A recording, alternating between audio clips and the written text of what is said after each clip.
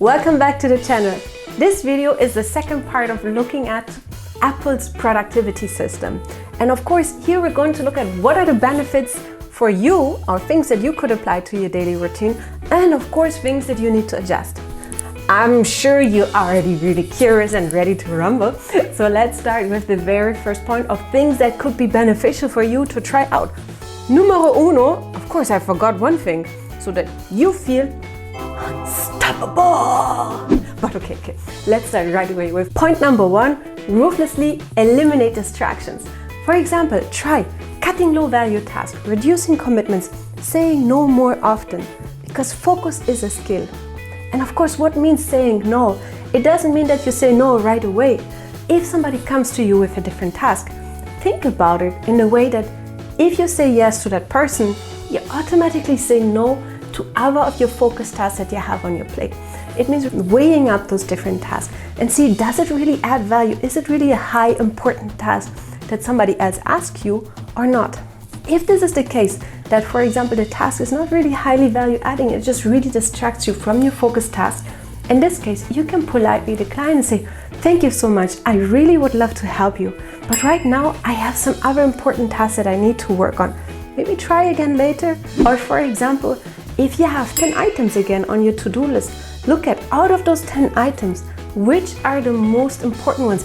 Which ones move my agenda the best way? Which ones really help me to add value to all of my customers?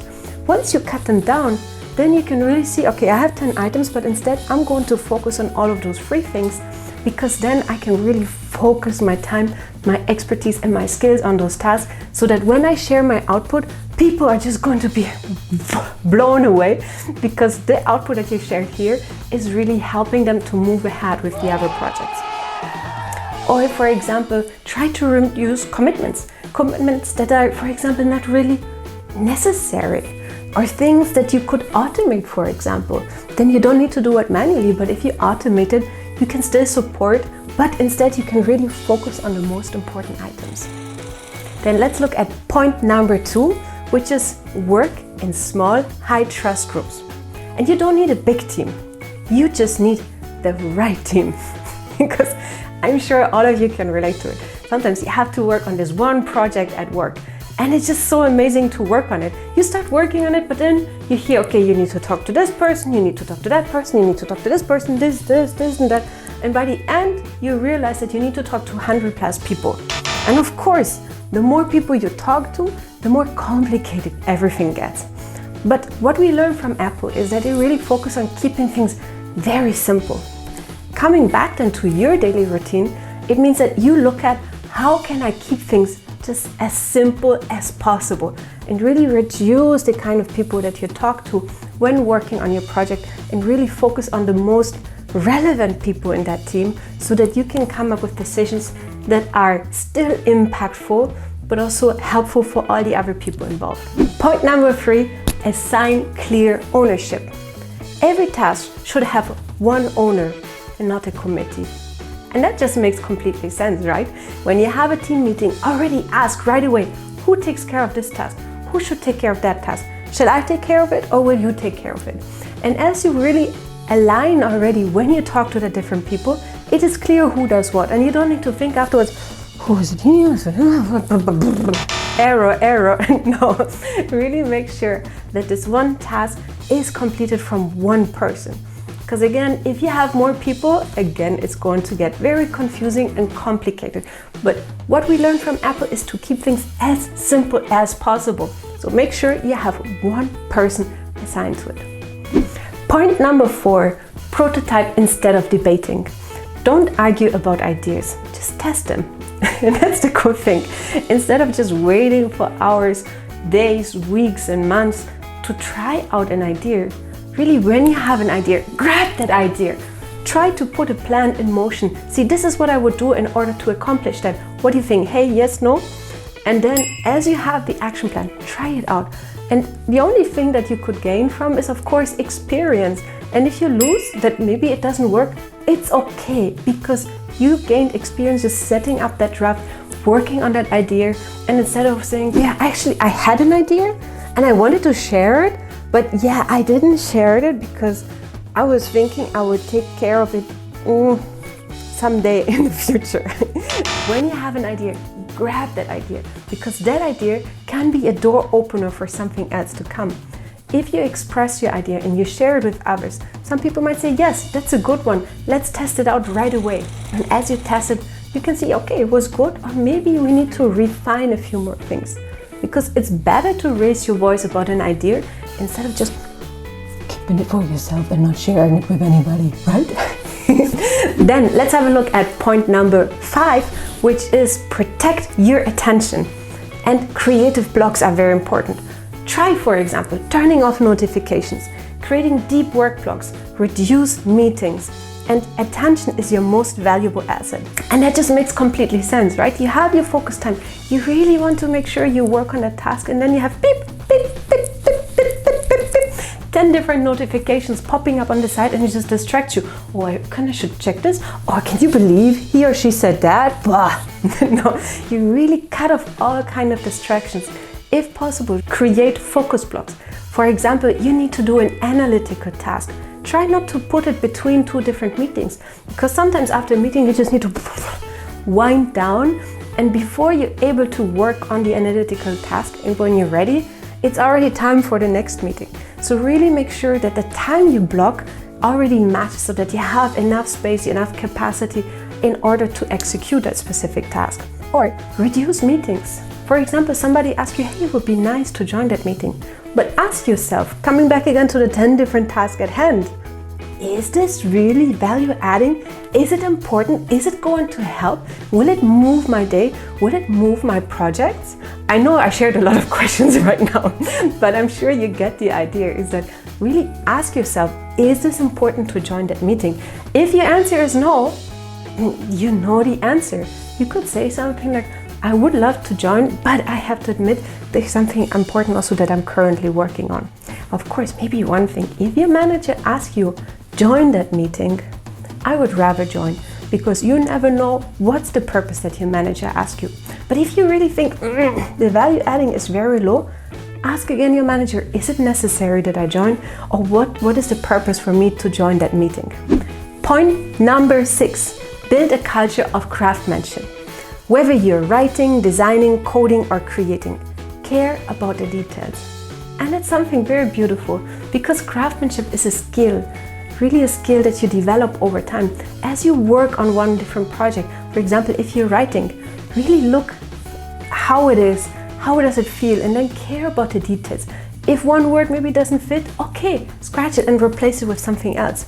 Of course, one thing I would say is also important, don't aim for perfection, no, but really aim for improving yourself constantly over time, so that what you create is going to be helpful for your customer.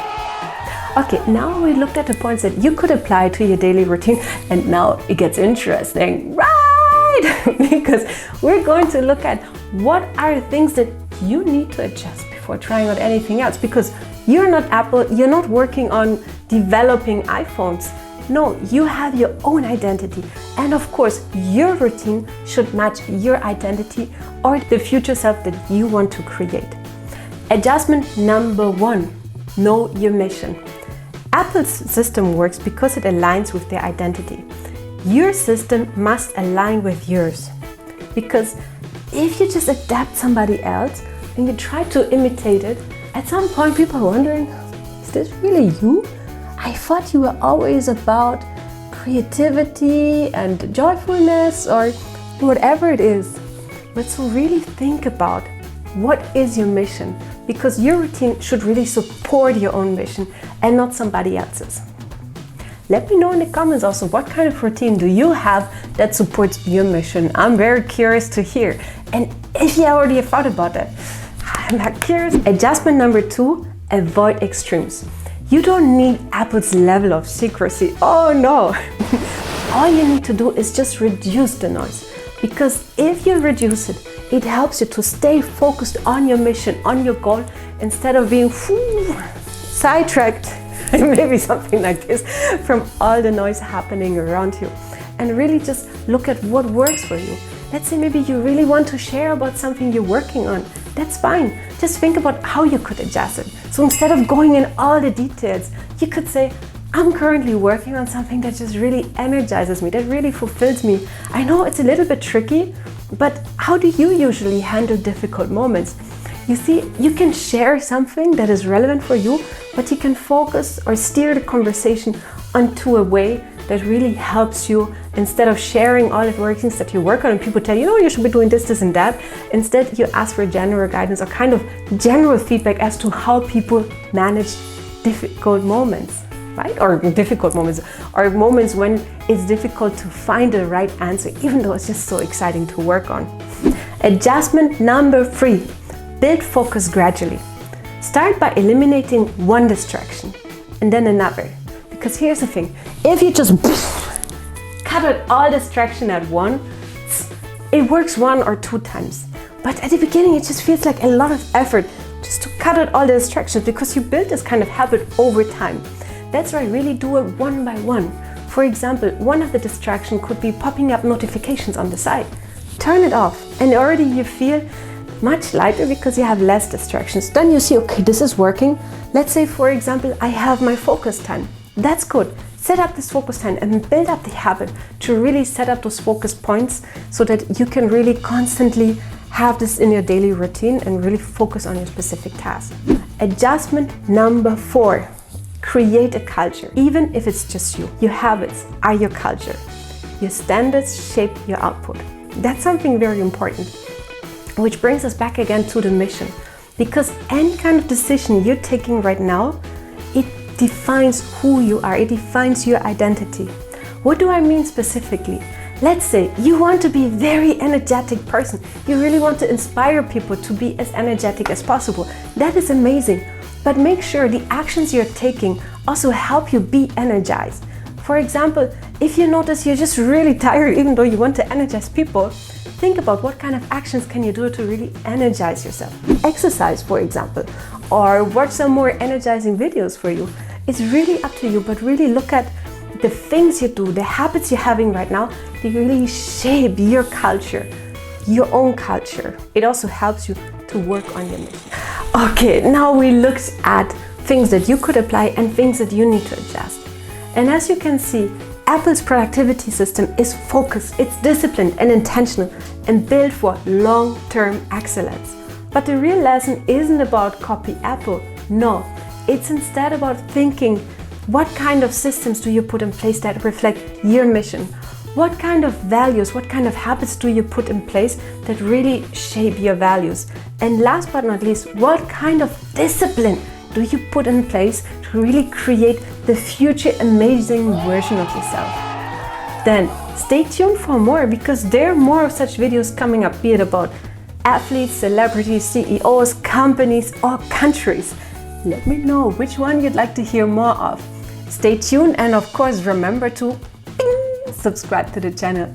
Stay tuned and see you. Bye.